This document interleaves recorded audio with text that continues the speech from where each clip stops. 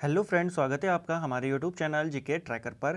देखिए, इस वीडियो में हम बात करेंगे Uttarakhand GK one liner series का। आज हमारा 35वां भाग है। अभी तक अगर आपने 34 भाग नहीं देखे हैं, जिसके अंदर हमने 1900 क्वेश्चंस को एक्स्ट्रा फैक्ट के साथ देखा है, तो आप प्लेलिस्ट में जाके उनको देख सकते हैं। चलिए फ्रेंड, इस वीडियो को शुरू करते हैं।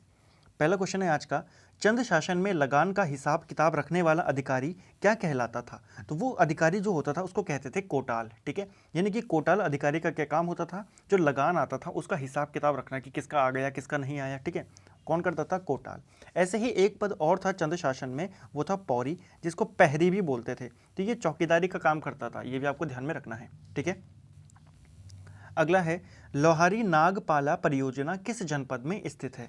तो लोहारी नागपाला परियोजना जो है यह उत्तरकाशी में स्थित है। और किस नदी पर यह बनी है? तो आपको यह भी ध्यान रखना है कि ये भागीरथी नदी पर बनी हुई है। ठीक है, जीएसटी लागू करने वाला उत्तराखंड का कौन सा स्थान है? तो जीएसटी लागू करने में उत्तराखंड का कौन सा स्थान है, ये बताना है।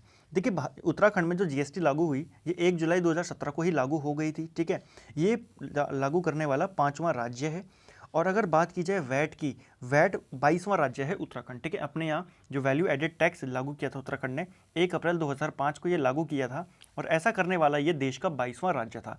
एक प्रश्न और पूछा जाता है कि खुले में शौच मुक्त उत्तराखंड कौन सा राज्य है? तो ये है चौथे नंबर का राज्य है। तो ये भी आपको ध्यान में रखना है। ठीक है, अगला है, राज्य में भेषज सहकारी संघों की स्थापना कब की गई थी? तो देखिए, राज्य में भेषज सहकारी संघों की स्थापना 1980 में की गई थी। किससे संबंधित है ये? तो जड़ी बूटियों के संरक्षण से संबंधित है। आपको डायरेक्टली प्रश्न पूछा जा सकता है कि भेषज सहकारी संघों का संबंध किससे है? तो इसका संबंध है जड़ी बूटियों के संरक्षण से है। ठीक है, कैलाश मानसरोवर यात्रा की समय अवधि लगभग कितनी है? तो देखिए, जो कैलाश मानसरोवर यात्रा है, इसकी समय अवधि है सामान्यतः लगभग नॉर्मल अगर मान के चलें तो 40 दिन की इसमें यात्रा में 40 दिन लगते हैं। ठीक है, किसके द्वारा कैलाश मानसरोवर यात्रा आयोजन किया जाता है? तो ये किया जाता है, एक तो भारत का जो विदेश मंत्रालय है, एक करता है आईटीबीपी, और एक करता है कुमाऊं मंडल विकास निगम। ठीक है, तो इन 3 संस्थाओं के द्वारा इसको आयोजन किया जाता है। समय अवधि लगभग 40 दिन है। कौन से दर्रे से होकर ये गुजरती है? आपको पता होगा, काफ़ी प्रसिद्ध प्रश्न है। लिपुलेख दर्रे से ये होकर गुजरती है। लिपुलेख दर्रा कहाँ स्थित है? ये पिथौरागढ़ में स्थित है। ठीक है, और आपको एक और चीज़ पता होगी कि 1962 में भारत चीन का युद्ध हुआ था, उसके बाद ये यात्रा बंद हो गई थी। लेकिन इसकी पुनः शुरुआत कब की गई? 1981 में। अगला है, वर्ष 2011 की जनगणना के अनुसार सबसे कम साक्षर जिला कौन सा है? तो सबसे कम साक्षरता वाला जिला है उधम सिंह नगर, जिसकी साक्षरता है 73.10%। अगर सर्वाधिक पूछा जाए तो देहरादून सबसे साक्षर जिला है, सबसे कम उधम सिंह नगर है।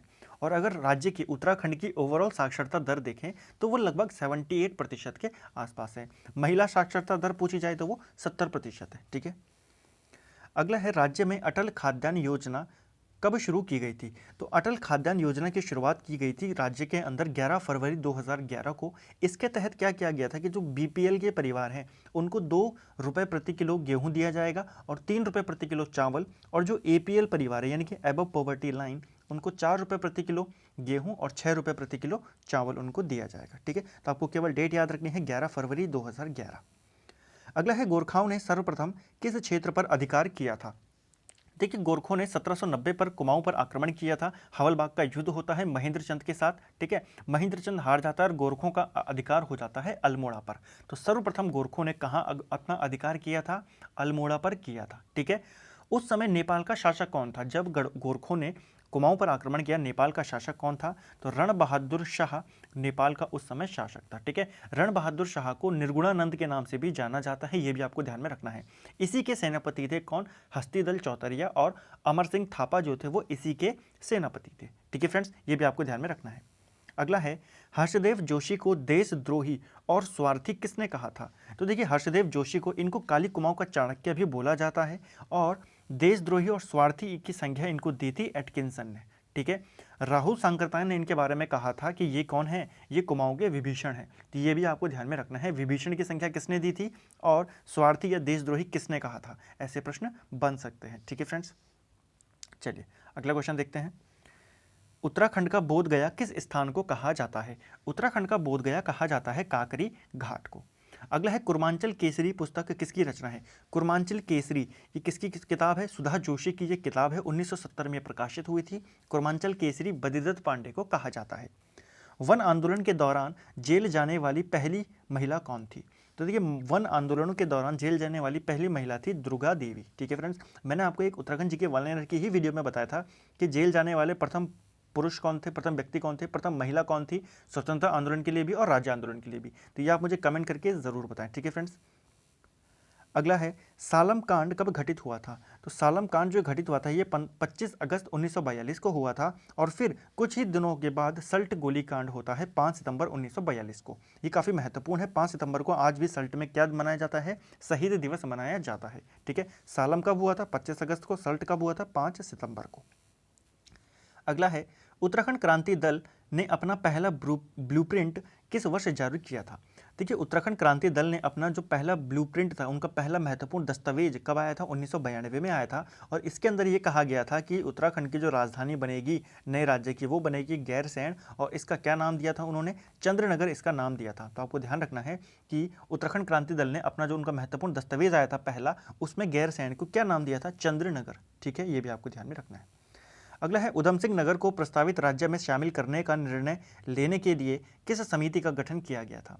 देखिए, जब उत्तराखंड का जो विधेयक लोकसभा में पारित किया गया, लोकसभा में पेश किया गया, तो उस समय ये चर्चा चली कि उधम सिंह नगर को क्या उत्तराखंड में शामिल करना चाहिए कि नहीं करना चाहिए। तो इसी की जांच के लिए, इसी के ऊपर निर्णय लेने के लिए एक समिति बनाई गई, जॉर्ज समिति, जिसने क्या किया? 29 जुलाई 2000 को उधम सिंह नगर का दौरा किया और फाइनली अपनी रिपोर्ट सबमिट करके कहा कि हाँ, इसको शामिल कर दिया जाए। ठीक है, तो देखिए, लोकसभा में बिल कब पेश हुआ था? 27 जुलाई 2000 को। 29 जुलाई को इनका दौरा हुआ। 1 अगस्त को ये लोकसभा से पास हो गया था। 10 अगस्त को राज्यसभा से पास हो गया था और 28 अगस्त 2000, यहाँ पर 2000 कर देना इसको। ठीक है, 28 अगस्त 2000 को इस पर राष्ट्रपति KR नारायण ने हस्ताक्षर कर दिए थे। अगला है हिस्ट्री ऑफ कुमाऊं किसकी रचना है? तो ये रचना है CM अग्रवाल की। CM अग्रवाल की एक महत्वपूर्ण रचना और है, हमने उत्तराखंड जी के वन लाइनर की सीरीज में भी इसको डिस्कस किया है, गोलू देवता द गॉड ऑफ जस्टिस। ये किताब किसकी है? ये किताब भी CM अग्रवाल की है। ठीक है, हिस्ट्री ऑफ कुमाऊं भी किसकी किताब है? CM अग्रवाल की। अगला है जौनसार भाबर का प्रवेश द्वार किसे माना जाता है? जौनसार भाबर का प्रवेश द्वार माना जाता है कालसी को। ठीक है, और कालसी का स्थानीय नाम क्या है? चित्रशिला है। ठीक है, देखिए कंफ्यूजन नहीं होना है आपने, चित्रशिला इसका नाम है और अगर पूछा जाए चित्रशाला किसका नाम है, तो ये रानी बाग का। ठीक है, हमने एक क्वेश्चन में देखा था ना, रानी बाग से संबंधित मैंने आपको सारे फैक्ट वहां पर बताए थे। ठीक है, तो चित्रशिला किसको बोला जाता है? कालसी को। चित्रशाला बोला जाता है रानी बाग को।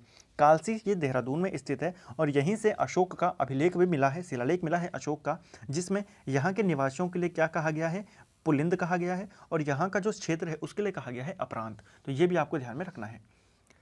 अगला है रम्माण उत्सव से पूर्व रात्रि होने वाले जागरण को क्या कहा जाता है? तो रम्माण उत्सव से पहली रात जो जागरण होता है उसको कहा जाता है स्यूर्त। ठीक है, रम्माण उत्सव को 2 अक्टूबर 2009 को विश्व धरोहर की सूची में शामिल किया गया था। ठीक है, पूछा जाता है कि रम्माण उत्सव को यूनेस्को की सूची में कब शामिल किया गया? 2 अक्टूबर 2009 को। रम्माण उत्सव, ये रम्माण नृत्य जो होता है, ये उत्सव होता है, इसकी अवधि कितनी है? तो 11 से या 13 दिन, कभी कभी 11 दिन का होता है, कभी 13 दिन का होता है ये। ठीक है, अप्रैल महीने में ये लगता है। ठीक है, पात्रों के बीच इसमें कोई भी संवाद नहीं होता है, ये भी आपको ध्यान में रखना है। ठीक है, इसमें कोई भी संवाद नहीं होता है और इसमें कुल ताल कितनी होती है? 18 इसमें ताल होती हैं। प्रसिद्ध कहाँ का है? तो चमोली में एक गांव है सलुड़ गांव, तो सलुड़ गांव चमोली में काफ़ी प्रसिद्ध ये है। ठीक है, वहाँ का काफ़ी प्रसिद्ध नृत्य है ये। इसमें मुखौटों की अगर हम बात करें तो मुखौटे 2 प्रकार के होते हैं इसके अंदर। एक होता है हमारा खतियाली मुखौटा होता है और एक होता है भोवतार। ठीक है, भोवपतर। तो भोवपतर और खतियाली 2 प्रकार के मुखौटे। आपको पूछा जा सकता है कि रम्माण नृत्य में कितने प्रकार के मुखौटे होते हैं? 2 प्रकार के मुखौटे होते हैं। अगला है अत्यधिक वर्षा और मिलन की आशा में गाया जाने वाला गीत कौन सा है? तो अत्यधिक वर्षा और मिलन की आशा में गाया जाने वाला गीत है चौमासा गीत। उत्तराखंड विशेष दर्जा पाने वाला देश का कौन सा राज्य है? तो देखिए, विशेष दर्जा पाने वाला उत्तराखंड है देश का 11वां राज्य है। ठीक है, जो 11वां पर्वतीय राज्य है ये उत्तराखंड उन्हीं में है, एक है। ठीक है, अब हालांकि जम्मू कश्मीर क्या है? केंद्र शासित प्रदेश बन चुका है। कब मिला था उत्तराखंड को विशेष राज्य का दर्जा? 1 अप्रैल 2001 को इसको विशेष राज्य का दर्जा दिया गया था। ठीक है, सबसे पहले किसको दिया गया था? तो सबसे पहले विशेष राज्य का दर्जा 1969 में 3 राज्य थे उस समय, नागालैंड था, असम था, ठीक है, और एक और राज्य था, उसको यहाँ पर ये दिया गया था। ठीक है, जम्मू कश्मीर था, तीनों को साथ में दिया गया था। ठीक है, इसके तहत क्या होता है? जो विशेष राज्य के दर्जे होते हैं, इसके तहत जो केंद्र से राशि मिलती है उसमें 90% जो होता है वो अनुदान होता है। ठीक है, और जो 10% होता है वो आपके ऊपर ऋण होता है। ये आपको ध्यान में रखना है। अगला है पंचबीसी नामक कचहरी किसके समय में प्रचलित थी। तो देखिए पंचबीसी नामक कचहरी जो है ये कहाँ प्रचलित थी, ये चंदों के टाइम पे प्रचलित थी और इसको चार थान भी बोला जाता था। तो आपको ध्यान रखना है पंचबीसी जो ये कचहरी है इसका अन्य नाम क्या है, चार थान इसका अन्य नाम है। ठीक है, न्योवाली और बिष्टावली ये भी क्या है, ये भी कचहरी के ही नाम है। ठीक है, चंदों के टाइम के। राज्य का पहला एनिमल बर्थ कंट्रोल सेंटर किस की स्थापना, आप इसको की कर देना। ठीक है, तो राज्य का पहला एनिमल बर्थ कंट्रोल सेंटर की स्थापना कहाँ की गई थी, तो इसकी स्थापना की गई थी देहरादून में। कब की गई थी, 2016 में इसकी स्थापना की गई थी देहरादून के अंदर। ठीक है, अगर डेट पूछता है तो 20 अगस्त इसकी डेट है। अगला है राज्य की सबसे बड़ी गुड़ मंडी कहाँ स्थित है, तो राज्य की सबसे बड़ी गुड़ मंडी ये मंगलौर हरिद्वार में स्थित है। गढ़वाल यूनियन की स्थापना कब की गई थी, गढ़वाल यूनियन की स्थापना 1901 में की गई थी। ठीक है, पंचायत में आरक्षण किस अनुच्छेद के तहत मिलता है, तो पंचायत में जो आरक्षण व्यवस्था है वो है 243 डी के तहत है। ठीक है, महिलाओं के लिए कितना प्रतिशत आरक्षण है पंचायती चुनाव में, 50% आरक्षण है। एक प्रश्न और पूछा जाता है कि महिलाओं को 50% आरक्षण देने वाला पहला राज्य कौन है, तो वो है बिहार। ठीक है, ये भी आपको ध्यान में रखना है। अगला है वांडरिंग इन द हिमालय पुस्तक के लेखक कौन है, तो वांडरिंग इन द हिमालय पुस्तक के लेखक हैं पीटर बैरन और इनकी एक और किताब है, कौन सी किताब है, उसका नाम है हिममाला। तो हिममाला पुस्तक के लेखक भी कौन है, पीटर बैरन है। अगला है उत्तराखंड में काठ का हिरण व हाथी का नृत्य कहाँ किया जाता है, ये किया जाता है जौनसार क्षेत्र में। अगला है गोरखों को रक्त पिपासु किसने कहा था, तो गोरखों को रक्त पिपासु कहा था कैप्टन हियर्सी ने। ठीक है, कैप्टन हियर्सी ने कुछ अन्य कथन भी कहे थे गोरखाओं के बारे में। ठीक है, तो उनको भी अभी हम देख लेंगे। ठीक है, अगला प्रश्न देख लेते हैं पहले कि गोरखाओं का आगमन यमराज के आगमन के बराबर था, ये किसने कहा था, तो गोरखाओं के बारे में ये कहा था कि जी ये आए हैं ये यमराज के आगमन के बराबर, ये कहा था अजय सिंह रावत ने। ठीक है, जो इतिहासकार हैं अजय सिंह रावत, इन्होंने ये कहा था। ठीक है, कैप्टन हेयरसी ने कहा था कि गोरख्याली जो शासक है वो काफ़ी लालची है, विश्वासघाती है, इनके बारे में ये किसने कहा था, कैप्टन हेयरसी ने ही कहा था।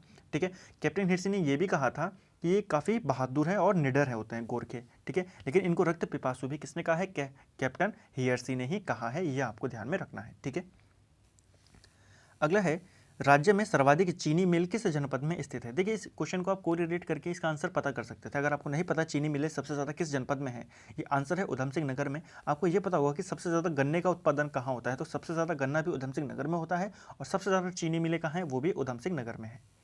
अगला है जीबी पंत हिमालय पर्यावरणीय विकास संस्थान कहाँ स्थित है, इसकी लोकेशन है कटारमल अल्मोड़ा में। टिहरी रियासत में जानवरों पर कौन सा कर लिया जाता था, यानी कि जानवरों पर आपके पास अगर जानवर हैं तो उनका टैक्स आपसे लिया जाता था, उस कर को क्या कहा जाता था, पुच्छी कर उसको कहा जाता था। वन एवं पंचायत प्रशिक्षण अकादमी कहाँ स्थित है, तो वन एवं पंचायत प्रशिक्षण अकादमी जो है यह हल्द्वानी नैनीताल जनपद में स्थित है। अगला है उरेडा का क्षेत्रीय मुख्यालय कहाँ स्थित है, तो देखिए उरेडा का क्षेत्र मुख्यालय सभी जनपदों में स्थित है, यानी कि हर एक जनपद में इसका एक क्षेत्र मुख्यालय है। और अगर उरेडा का मुख्यालय की बात करें, जो मेन हेडक्वार्टर है वो कहाँ स्थित है, वो है अल्मोड़ा के अंदर। कई बार ये प्रश्न पूछा जाता है। यदि हमें मरना ही है तो हम अपने सिद्धांतों और विश्वास की सार्वजनिक घोषणा करते हुए मरना श्रेय स्वीकार है, ये किसने कहा था, ये कहा था श्रीदत्त बड़ोनी यानी कि श्रीदेव सुमन ने कहा था। ठीक है, आपको पता होगा श्रीदेव सुमन का वास्तविक नाम क्या था, श्रीदत्त बड़ोनी। अगला है वैदिक साहित्य में गंगा से काली का तक के क्षेत्र को क्या कहा जाता है, तो वैदिक साहित्य में गंगा नदी से लेकर काली जो नदी है वहाँ तक के क्षेत्र को खुशीनगर के नाम से जाना जाता है। कश्मीरी हाट नामक ऐतिहासिक स्थल कहाँ स्थित है, इसकी लोकेशन है गोपेश्वर चमोली में। नाग देवताल कहाँ स्थित है, ये स्थित है रानीखेत अल्मोड़ा जनपद में ये स्थित है।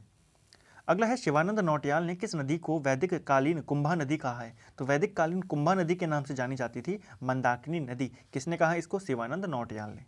बाबा हेड़ा खान का आश्रम किस जनपद में स्थित है, तो बाबा हेड़ा खान का जो आश्रम है ये कहाँ स्थित है, ये अल्मोड़ा जनपद में स्थित है। ठीक है फ्रेंड्स, अगला है किस मंदिर के पास वाल्मीकि आश्रम के भग्नावशेष मौजूद हैं, तो देखिए गर्जिया देवी मंदिर के पास है। गर्जिया देवी मंदिर किस नदी के तट पर बसा है, ये कोसी नदी के तट पर बसा हुआ है। किस जनपद में बसा है ये आप मुझे कमेंट करके जरूर बताएं। ठीक है, गर्जिया देवी मंदिर कई बार पूछा जाता है। ठीक है, नदी पूछ ली जाती है, बहुत ही महत्वपूर्ण है, नदी कोसी नदी के तट पर है, किस जनपद में ये आप मुझे कमेंट करके जरूर बताएं। ठीक है, अगला है धवल पर्वत कहाँ स्थित है, धवल पर्वत की लोकेशन कहाँ है, ये स्थित है रुद्रप्रयाग में। किस वर्ष कांग्रेस के अधिवेशन में कूली बेगार के विरोध में प्रस्ताव पारित किया गया था? तो देखिए कांग्रेस का जो 1893 का अधिवेशन होता है यहीं पर कूली बेगार के विरोध में एक प्रस्ताव पारित किया जाता है। जैसे आपको पता होगा कि जो 1892 में जो अधिनियम आया था उसके तहत भारतीयों को प्रांतीय काउंसिल में प्रश्न पूछने की अनुमति दे दी गई थी, अधिकार दे दिए गए थे।